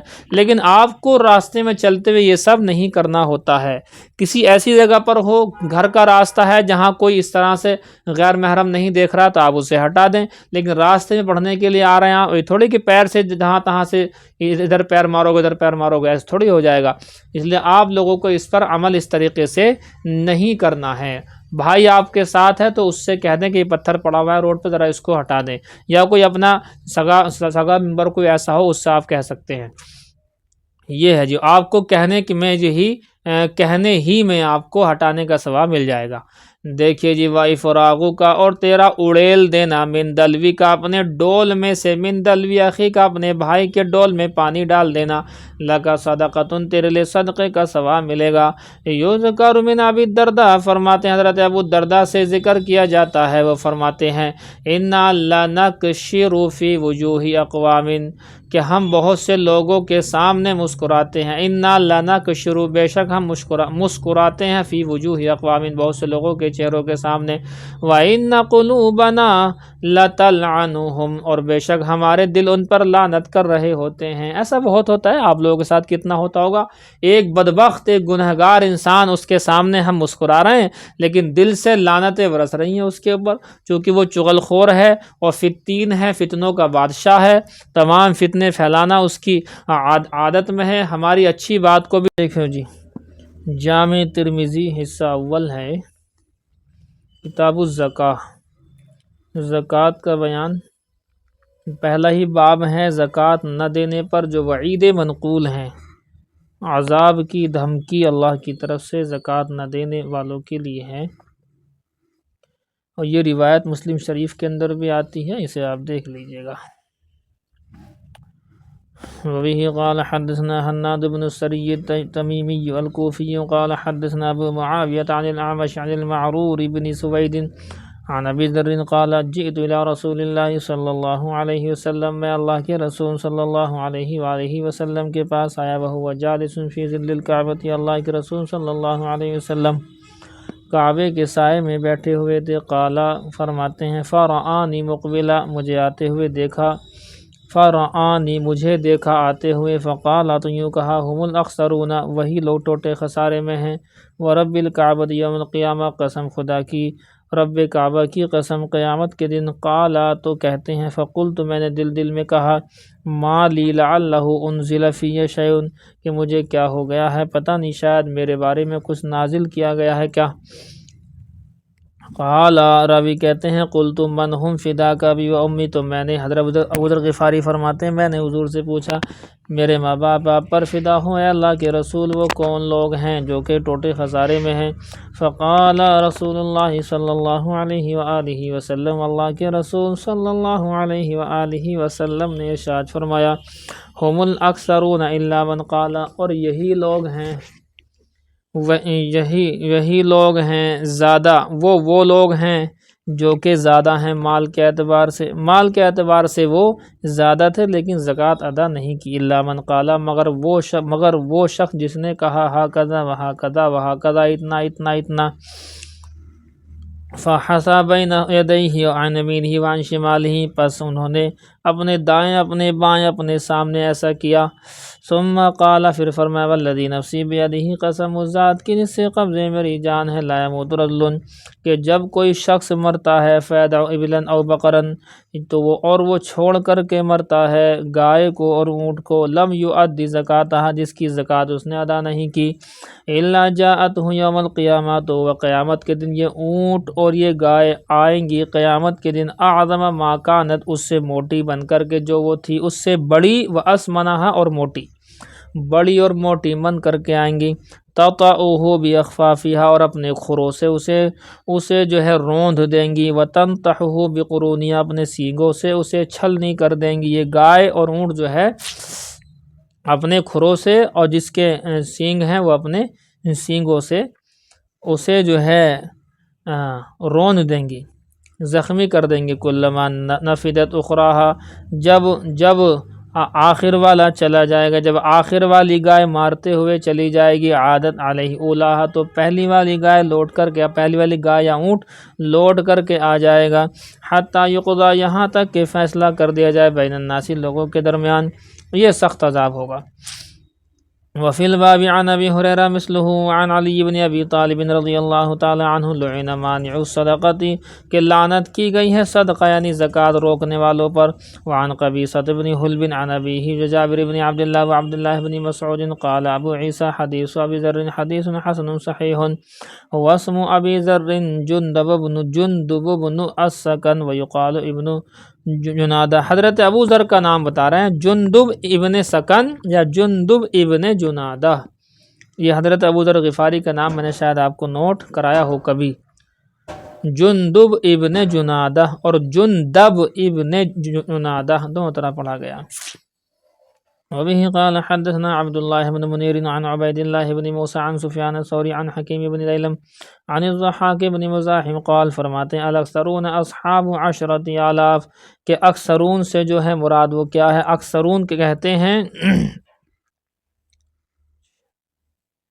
اچھا جی، اکثرون یعنی زیادہ سے زیادہ مال والوں سے مراد وہ لوگ ہیں کہ جن کے پاس اصحاب عشرۃ آلاف، 10,000 درہم یا دینار، یا لکھا ہوا نہیں ہے نہ درہم دینار، 10,000 والے، 10,000 درہم اور دینار والوں کو الاکثرون کا لفظ استعمال کیا جاتا ہے۔ قال ابو عبداللہ بن منیر مروزی رجل صالح، کہتے ہیں عبداللہ بن منیر جو راوی ہیں مروزی ہیں، اور یہ رجل صالح ہیں، مروز کے رہنے والے ہیں، رجل صالح یہ بڑے نیک انسان تھے، راوی کی بحث سے راوی ہیں بہت اچھے ہیں۔ دیکھو جی، زکوٰۃ کی ادائیگی سے قرض ادا ہونا، یہ قرض ادا ہوگا کہ نہیں ہوگا، یہ دیکھیے آپ۔ وبه قال حدثنا عمرو بن حفص الشيباني البصري قال حدثنا عبد الله بن وهب قال اخبرنا عمرو بن حارث عن دراج عن ابن حجيرة عن ابي هريرة عن ابی ہریرہ ان النبی صلی اللہ علیہ وسلم قال، فرماتے ہیں اللہ کے نبی صلی اللہ علیہ وآلہ وسلم نے ارشاد فرمایا اذا ادیت زکاۃ مالک، جب تو نے اپنے مال کی زکوٰۃ ادا کر دی، فقد قضیت ما علیک، تو نے اس فریضے کو ادا کر دیا جو تیرے اوپر تھا۔ قال ابو عیسیٰ هذا حدیث حسن غریب وقد روی عن النبی صلی اللہ علیہ وسلم من غیر وجہ انہ ذکر الزکاۃ، فرماتے ہیں کہ اللہ کے حبیب سے یہ بھی ایک روایت ہے کہ انہوں نے ذکر کیا تھا زکوٰۃ کا یہاں۔ فقال رجل کہ آپ نے تذکرہ کیا اپنے بیان میں زکوٰۃ کا. فقال رجل تو ایک شخص نے کہا یا رسول اللہ، اے اللہ کے رسول، حل علیہ غیرھا، کیا اس زکوٰۃ کے علاوہ بھی میرے پر کچھ فرائض ہیں کیا؟ فقال اللہ کہ زکوٰۃ کے علاوہ تو کچھ فرض نہیں، الا ان تطوع، مگر یہ کہ نفلی صدقہ کرو. یہ جو ہے زمام ابن ثعلبہ کی مشہور روایت، کئی مرتبہ آپ نے پڑھی، حضرت زمام ابن ثعلبہ کی روایت کا ایک ٹکڑا ہے. کہتے ہیں وابن حجیرہ ہوا عبد الرحمن ابن حجیرہ المصری. یہ ابن حجیرہ کون ہے؟ یہ عبد الرحمن ابن حجیرہ المصری ہیں. وبه قال حدثنا محمد بن اسماعیل قال حدثنا علی بن عبد الحمید الکوفی قال حدثنا سلیمان بن المغیرہ عن ثابت عن انس. فرماتے ہیں حضرت انس سے روایت ہے قال كنا نتمنى ان یاتی الاعرابی العاقل. فرماتے ہیں ہماری تمنا ہوا کرتی تھی کہ کوئی ایسا دیہاتی عقل مند آ جائے، فیسأل النبی صلی اللہ علیہ وسلم، اور حضور صلی اللہ علیہ وآلہ وسلم سے آ کر کے سوال کر لے، ونحن عنده، اور ہم حضور کے پاس ہوں. اصل میں زیادہ سوالات کرنے کی ممانعت بھی تھی اور کھل کر سوال بھی نہیں کر پاتے تھے حضور صلی اللہ علیہ وسلم کے ادب اور لحاظ کی وجہ سے. لیکن گاؤں دیہات کے لوگوں کا مزاج تھوڑا الگ ہوتا تھا، تو گاؤں دیہات کے لوگوں کے مزاج کے اکھڑپن کی وجہ سے وہ جس طرح چاہتے اللہ کے حبیب صلی اللہ علیہ وآلہ وسلم سے سوال کر لیا کرتے تھے. اسی لیے صحابہ فرماتے ہیں ہماری تمنا ہوتی تھی کوئی دیہات کا آ جائے، بس وہ آئے گا اور وہ آ کر کے پوچھے گا تو اس کے بدلے میں ہمیں کچھ نہ کچھ فیض اور فائدہ پہنچے گا. یہ ہے وہ بات، سمجھے جی آپ لوگ.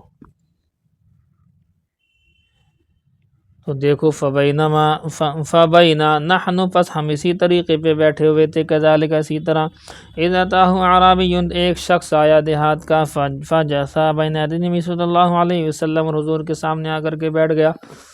فقال، کہنے لگا، یا محمد ان رسولک اتانا فزعم لنا انک تزعم ان اللہ ارسل. یہ روایت آپ نے کئی مرتبہ وجہ پڑھی ہوئی ہے جی، یہ روایت آئی بخاری میں آئی ہے.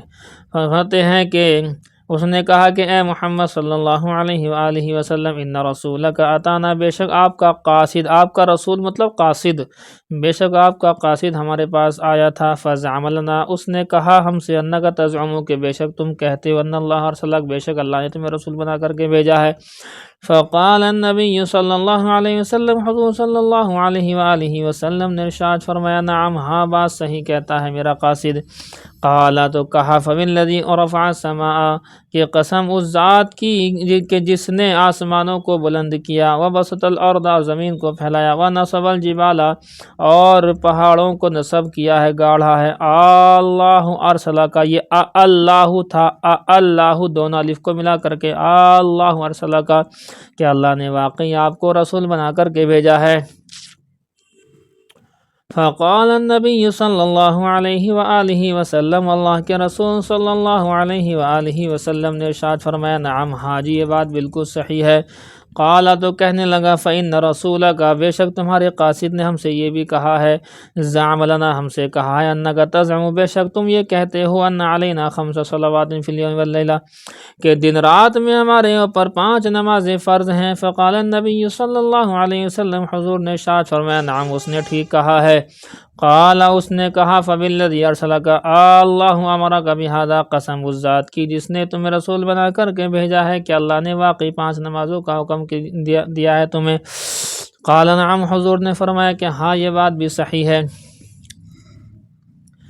قال، کہنے لگا، فإن رسولک یزعم، بے شک تمہارا قاصد یہ کہتا ہے، زعم لنا، کہ وہ ہم سے کہتا ہے، کہ انک تزعم، بے شک تم کہتے ہو، کہ ان علینا صوم شہر فی السنہ، کہ 1 سال میں 1 مہینے کے روزے ہمارے اوپر فرض ہیں.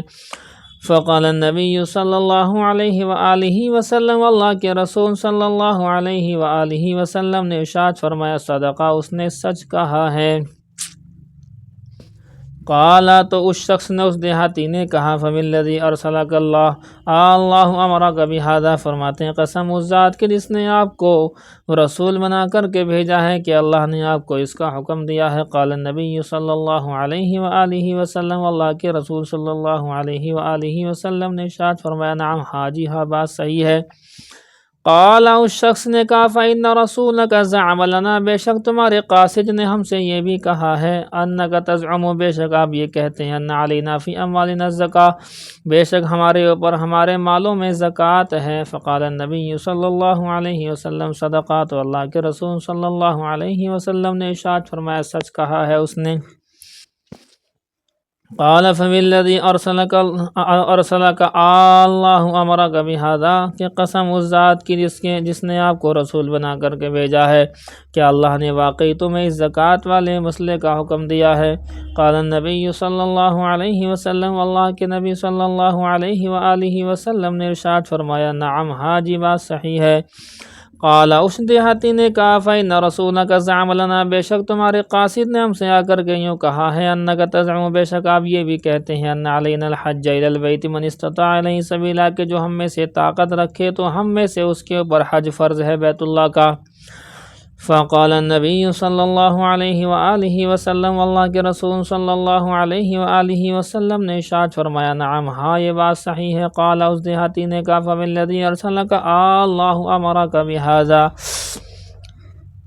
کہ قسم اس ذات کی جس نے آپ کو رسول بنا کر کے بھیجا ہے کہ اللہ ہی نے آپ کو اس مسئلے کا حکم دیا ہے۔ فقال النبی صلی اللہ علیہ وسلم نعم، حضور صلی اللہ علیہ وآلہ وسلم نے ارشاد فرمایا ہاں بات صحیح ہے۔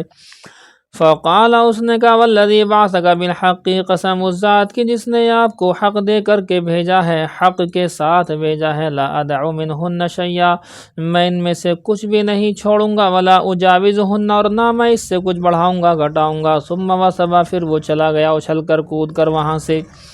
فقال النبی صلی اللہ علیہ وسلم، حضور صلی اللہ علیہ وآلہ وسلم نے ارشاد فرمایا ان صدق الاعرابی دخل الجنہ، اگر اس دیہاتی نے سچ کہا ہے کہ یہ گھٹائے گا بڑھائے گا نہیں، عمل کرے گا تو یہ جنت میں جائے گا۔ قال ابو عیسیٰ، امام ترمذی نے کہا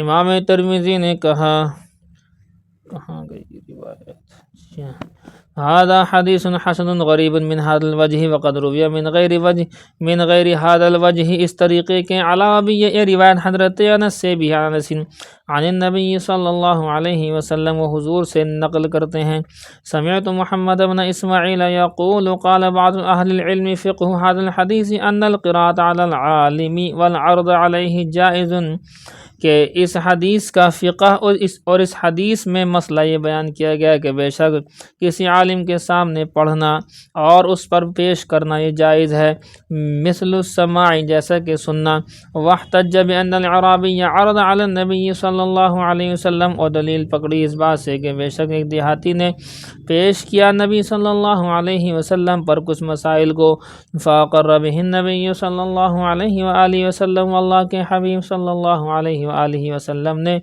باقی رکھا، ثابت رکھا اس کو اسی پر۔ بس کرے جی۔ جلالین شریف، اعوذ باللہ من الشیطان الرجیم، بسم اللہ الرحمن الرحیم۔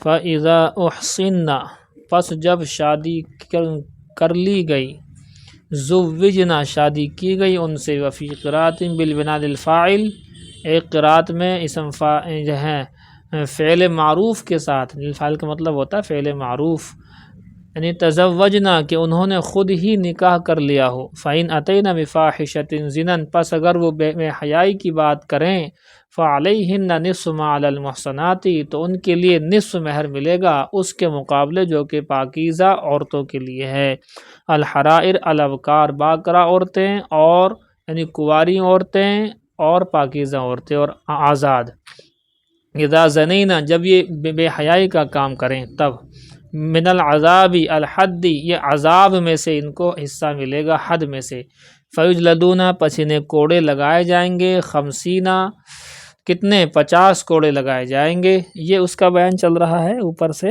باندی والا بیان چل رہا ہے، اس کے مقابلے میں کم ہوتا۔ آزاد کو جو ہے 100 کوڑے لگیں گے تو باندی کو 50 کوڑے لگیں گے۔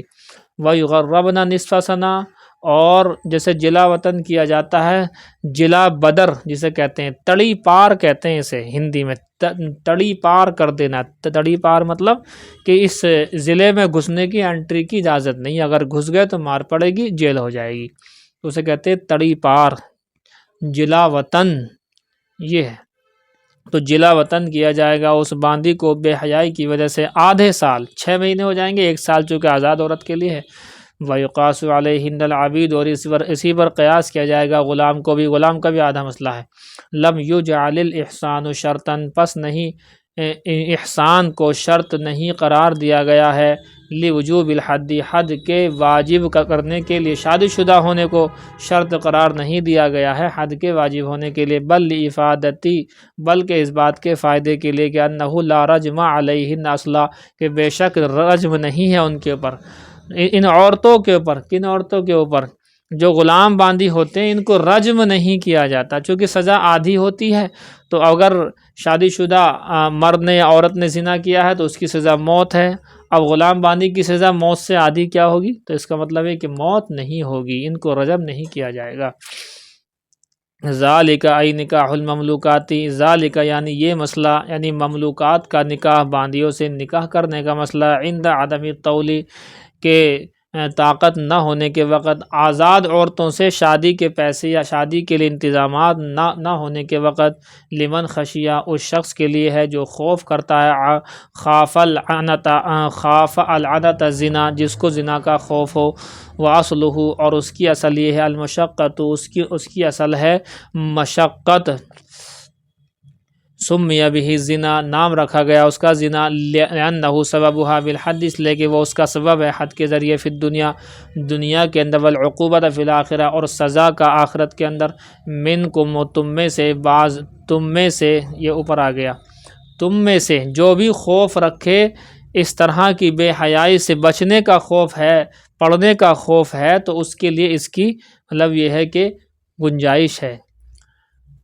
بخلاف من لا یخاف، برخلاف اس شخص کے کہ جو زنا کا خوف نہیں رکھتا ہو، من الاحرار، آزاد مردوں میں سے، فلا یحل له نکاح، ہوا تو اس کے لیے جائز نہیں ہے باندیوں سے نکاح کرنا، وقضا، اور اسی طریقے سے، من استطاع طول حرۃ، جس شخص کے پاس میں آزاد عورت سے شادی کرنے کی طاقت ہو، پیسہ روپیہ اسباب سب چیزیں ہوں، تو اس کے لیے بھی باندی سے نکاح کرنے کی گنجائش نہیں ہے۔ وعلیہ الشافعی، اور اسی پر امام شافعی کا مسلک ہے، وخرج بقولہ من فتياتكم المؤمنات، اور نکل گئے اللہ تعالیٰ کے اس قول سے، کس قول سے؟ من فتياتكم المؤمنات، کے مومنہ باندیوں سے ہوں، اس سے الکافرات نکل گئیں، یعنی کافرہ عورتیں سے، چاہے باندی ہو یا آزاد ہو، اس سے نکاح نہیں ہوگا۔ فلا يحل له، پس نہیں حلال ہوگا اس کے لیے نکاح ہوا، اس کافرہ سے نکاح کرنا حلال نہیں ہے۔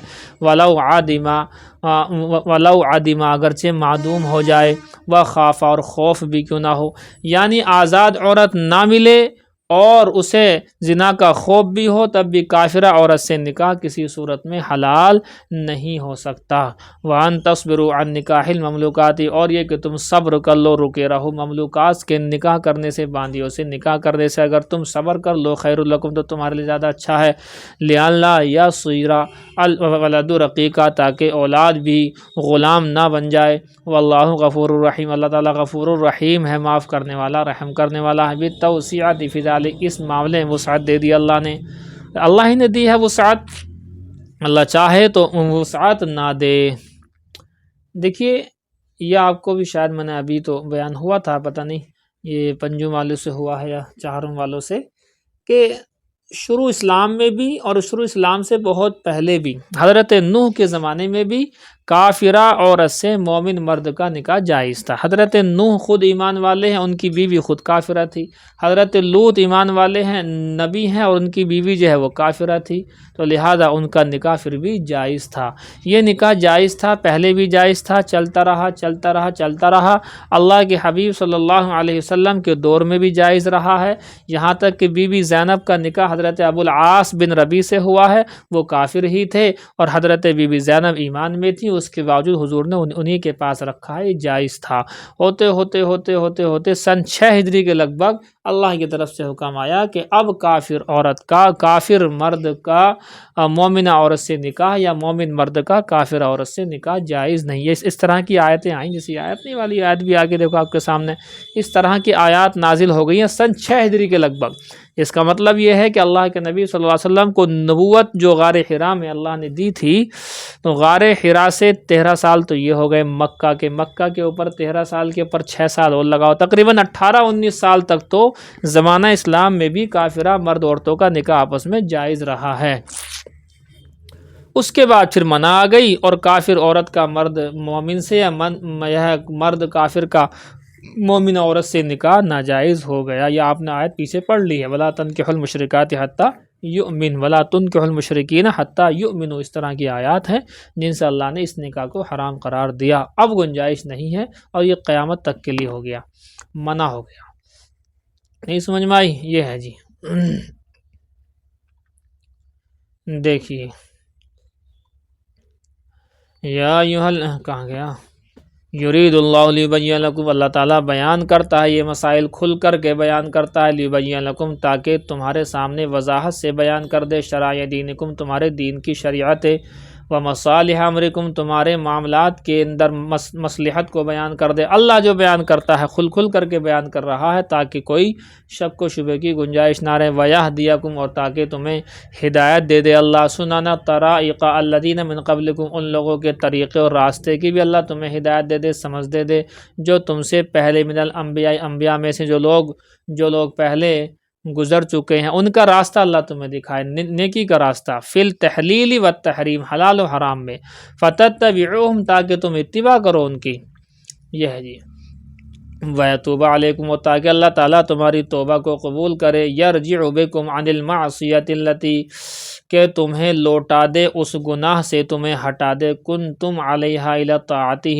جس گناہ پر تم پہلے سے تھے، جو حرام و حلال کے مسئلے پہلے سے اٹکے ہوئے تھے، یعنی کافرہ عورت سے بھی ہو رہا تھا نکاح، جائز بھی تھا اس ٹائم، شراب بھی پی رہے تھے ایک وقت میں، جائز بھی تھی اس ٹائم وہ، اللہ تعالیٰ ان تمام چیزوں سے اللہ تمہیں معاف کر کے اور ان سے ہٹانا چاہتا ہے، اللہ تعالیٰ تمہیں رجوع کرنا چاہتا ہے، لوٹانا چاہتا ہے ان گناہوں سے، لوٹانا چاہتا ہے جن گناہوں پر تم پہلے سے تھے، اگرچہ گنجائش تھی لیکن اب حرام ہو گئے، تو الی طاعتی اللہ اپنی اطاعت کی طرف تمہیں لانا چاہتا ہے، واللہ علیم بکم اللہ جانتا ہے تم کو، حکیم حکمت والا ہے، فیما دبرہ لکم اس معاملے میں حکمت والا ہے جس میں تمہارے لیے تدبیر کرتا ہے، واللہ یرید ان یتوب علیکم اللہ تعالیٰ چاہتا ہے تمہیں کہ وہ تمہاری توبہ کو قبول کرے، کررہ اس کو مکرر لایا اللہ تعالیٰ، دوبارہ لایا، لیبنى علیہ تاکہ اگلے والے جملے کی اس کے اوپر بنا کی جا سکے، اگلا جملہ بھی آ رہا ہے، وَيُرِيدُ الَّذِينَ يَتَّبِعُونَ الشَّهَوَاتِ الْيَهُودُ وَالنَّصَارَى وَالْمَجُوسَ أَوِ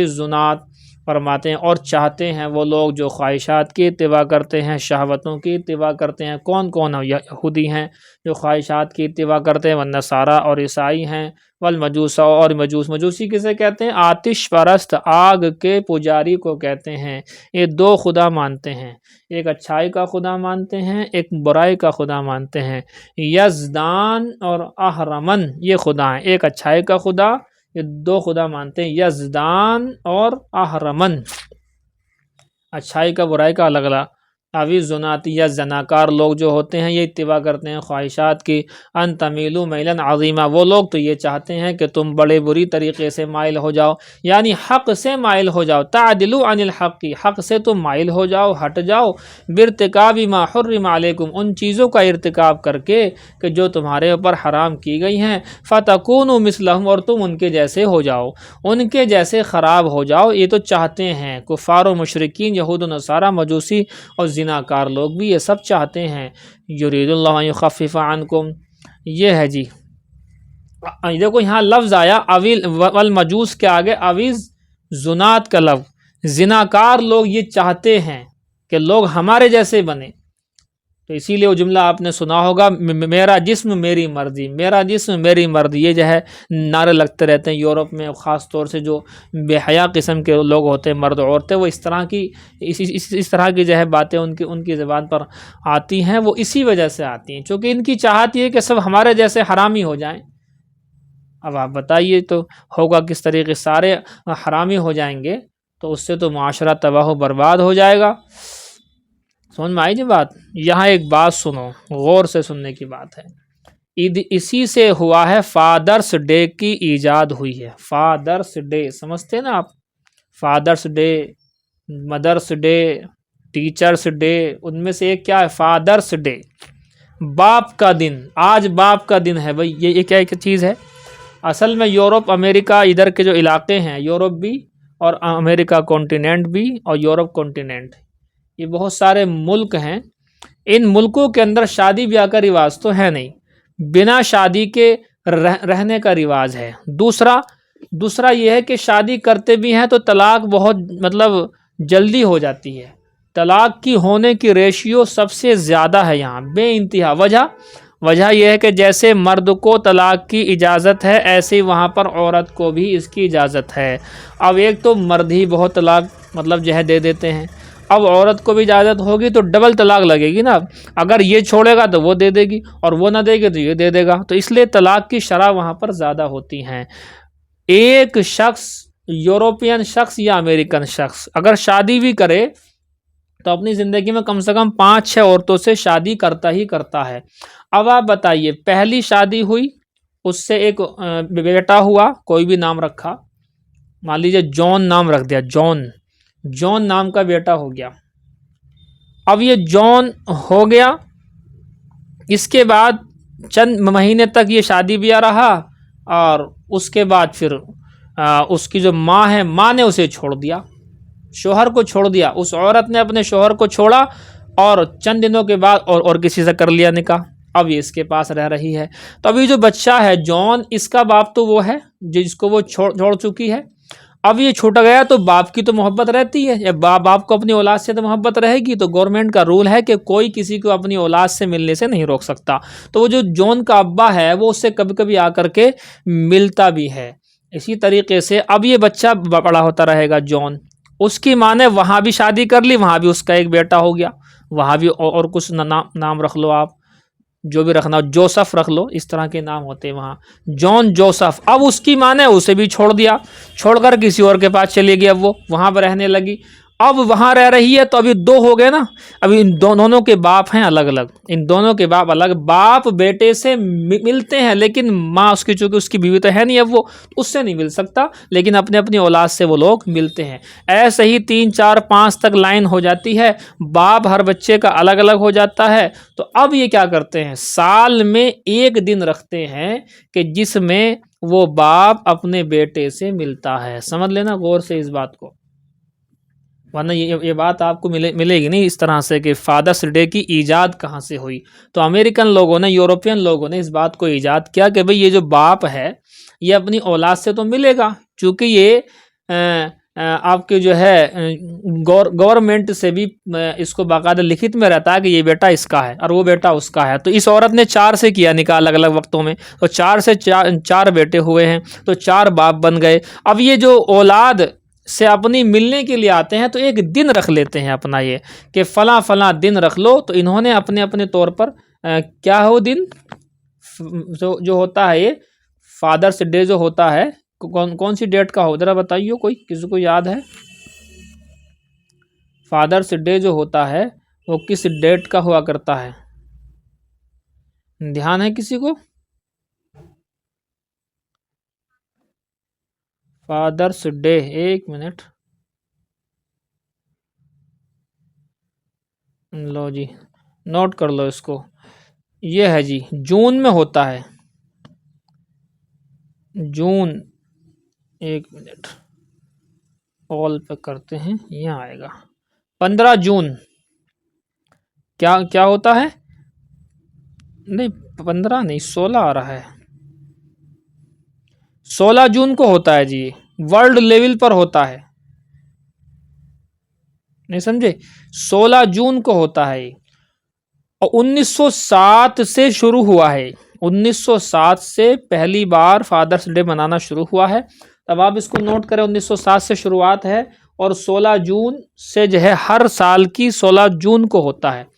ایک دن آگے پیچھے بھی رہتا ہے، اصل میں تیسرے ہفتے کا تیسرے ہفتے میں جو اتوار کا دن ہوتا ہے اس دن ہوتا ہے، تو کبھی 15 تاریخ ہو جاتی ہے، کبھی 16 بھی ہو جاتی ہے، اس طرح سے۔ بہرحال اب آپ مجھے بتائیے، اب کی بار جو ہوگا وہ 15 جون کا ہوگا، چونکہ 15 جون کا پڑ رہا ہے اتوار، یہ اتوار ہی میں کرتے ہیں، تو یہ جون کا ہر سال کی جون کا تیسرے ہفتے کا اتوار ہے، اصل تو ہر سال کی جون کا تیسرے ہفتے کا اتوار یہ ہے اصل۔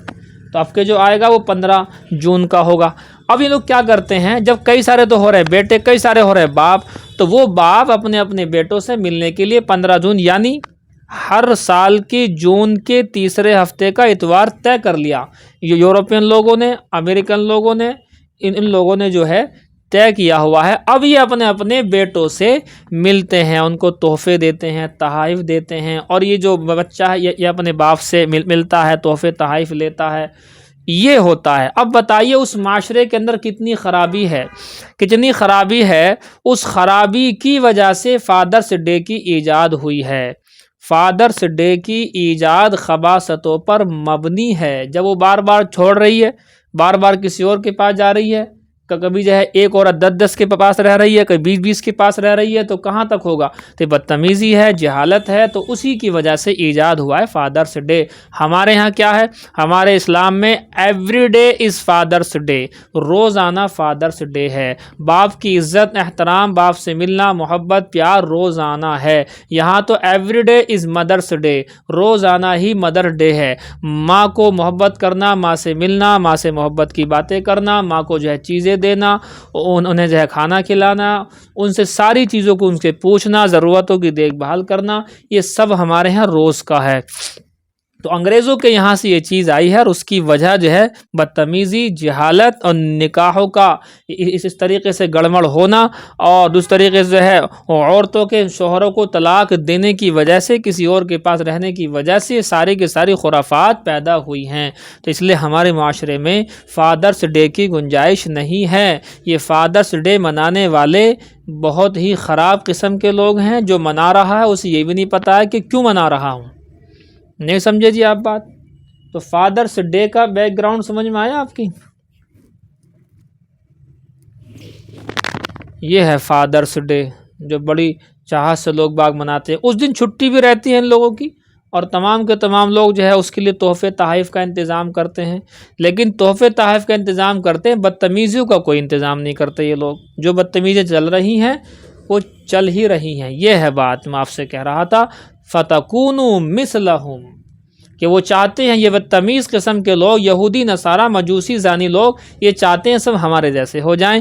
یرید اللہ یخفف عنکم، اور اللہ تعالیٰ چاہتا ہے کہ تمہارے لیے آسانی پیدا کرے۔ فیسہل علیکم احکام الشرعی، شریعت کے احکام کو آسان کر کے تمہارے لیے پیش کرے۔ وخلق الانسان ضعیفا، اس لیے کہ انسان جو ہے کمزور پیدا کیا گیا۔ لا یصبر عن النساء والشہوات، یعنی اللہ نے نکاح کی گنجائش دی، اس لیے کہ انسان صبر نہیں کر سکتا ہے، نہ عورتوں سے نہ شہوتوں سے، اس لیے ان چیزوں کا اللہ نے انتظام کیا ہے جائز طریقے سے۔ یا ایھا الذین آمنوا لا تاکلوا، بس اتنا رہتا،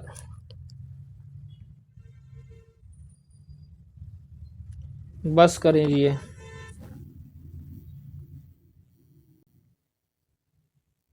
نوٹ کر لینا اسے، ہر سال مئی کے دوسرے ہفتے کا اتوار مدرس ڈے، اور ہر سال جون کے تیسرے ہفتے کا اتوار فادرس ڈے ہے، جو کہ خباثتوں پر مبنی ہے۔ اسلام اس کی گنجائش نہیں دیتا، اسلام بڑا صاف مذہب ہے۔ چلیے گا۔